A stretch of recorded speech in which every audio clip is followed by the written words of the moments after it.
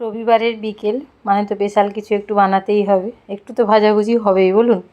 এই যে তাই ভাবছিলাম, অনেক দিন ধরে চপ বানানো হয়নি, আলুর চপ। ভাবলাম বিকেলবেলা তাহলে একটু আলুর চপ বানাই। আলুটা আগে থেকেই সেদ্ধ করে রেখেছিলাম। আর বাঙালিদের আলুর চপ মানে তো মুড়ি।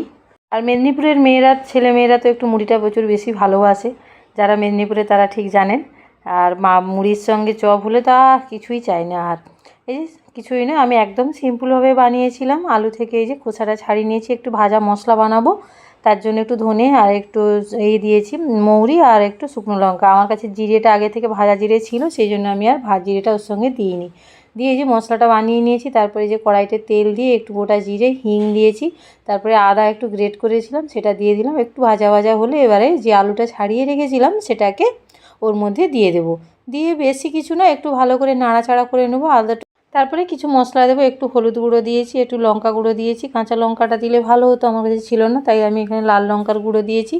দিয়ে একটু ভালো করে মেখে নিলাম। তারপরে যে মশলাটা বানিয়েছিলাম, যে ভাজা মশলাটা, সেটা কিছুটা পরিমাণ দিয়ে দেবো। প্রায় ওখানে 1.5 চামচ মতো আমি দিয়েছি, যার পরিমাণ মতো দেবে।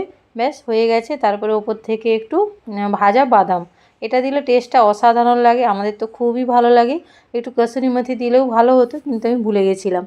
ব্যাস এই হয়ে গেছে। পুরটা ওদিকে ঠান্ডা হচ্ছে, এদিকে বেসনটা রেডি করে নিই।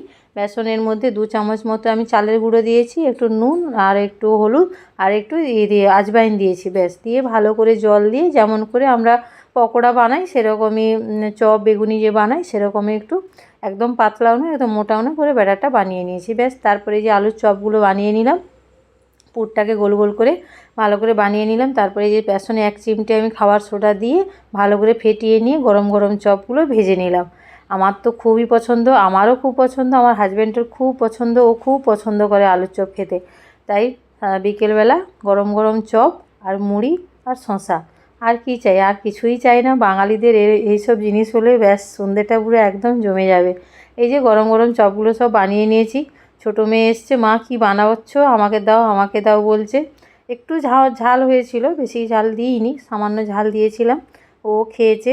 সবাই খুব সন্ধ্যেটা খুব ভালোভাবে এনজয় করেছি।